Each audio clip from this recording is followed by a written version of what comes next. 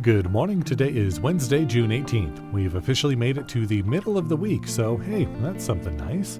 This is Wake Up with KERA News, and I'm Andrew Garcia. It's going to be kind of cloudy today, though we'll have highs in the mid-90s. It'll feel even hotter, though, if that's possible. We'll have feels-like temperatures in the triple digits, and there is a decent chance we could see some thunderstorms this evening, so hopefully that might cool things down a little bit. We'll see.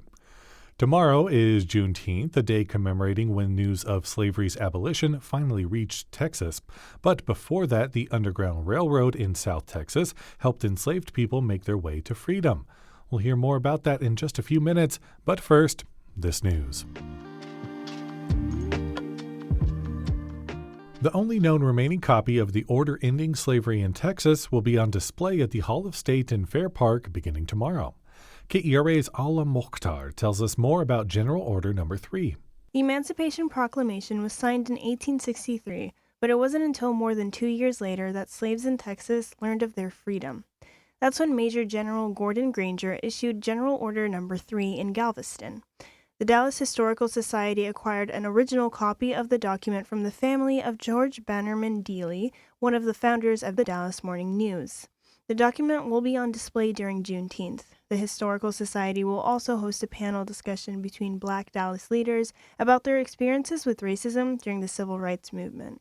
For KERA News, I'm Ala Mokhtar.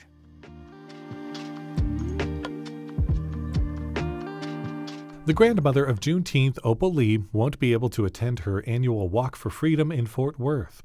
Lee's granddaughter will lead the event in her stead as she recovers from an unknown health condition after being hospitalized during a trip to Ohio. The Freedom Walk represents the 2.5 years it took for news of the Emancipation Proclamation to reach enslaved people in Texas. It kicks off at 9 a.m. at Farrington Field in Fort Worth's Cultural District.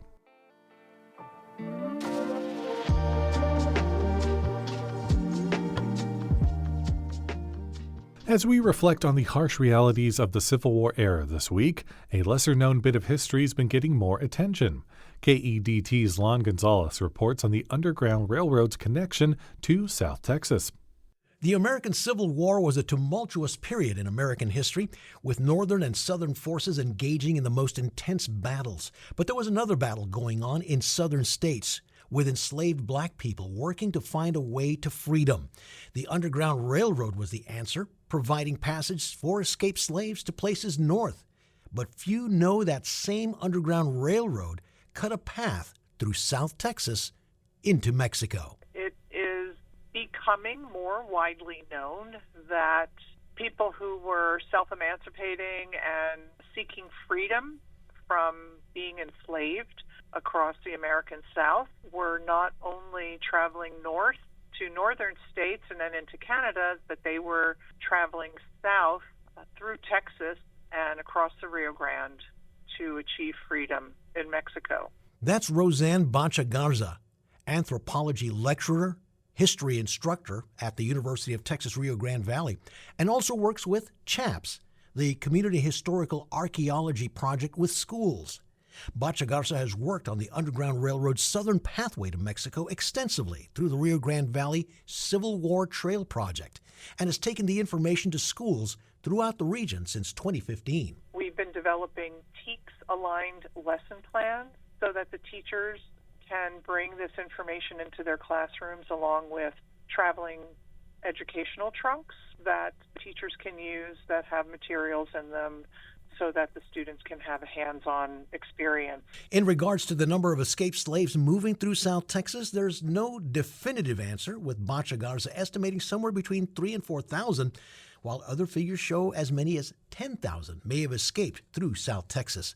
Still, the road to freedom through Texas to Mexico is not as well known. It's one of those tidbits of information that people don't consider as being part of the South Texas landscape, because we've all learned about Harriet Tubman and her great work to help emancipate people in, over in the east and going to the north. But Texas is a very large place. It's very spread out. The network per se, wasn't necessarily a specific group of people. It was, many people spread across the state. While the history of the Underground Railroad in South Texas continues to unfold, Bekah Garza continues to take the historical information to schools and works on developmental workshops with teachers throughout the region, teaching them about the path to freedom that ran through South Texas into Mexico for escaped slaves. In Corpus Christi, I'm Lon Gonzalez. That was KEDT's Lon Gonzalez.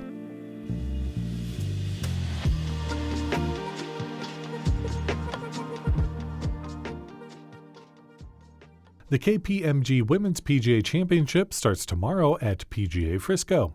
The best female golfers in the world are competing through Sunday for this historic title, including 2024's champion, Amy Yang. And once again, tomorrow is Juneteenth, also known as Texas Emancipation Day, and there are plenty of ways to celebrate across North Texas. From Opolee's Freedom Walk to concerts and even a vegan soul food tasting, there's something for everyone to celebrate this important piece of Texas history. Find a full list of Juneteenth events on our Go See DFW calendar at KERA.org/calendar.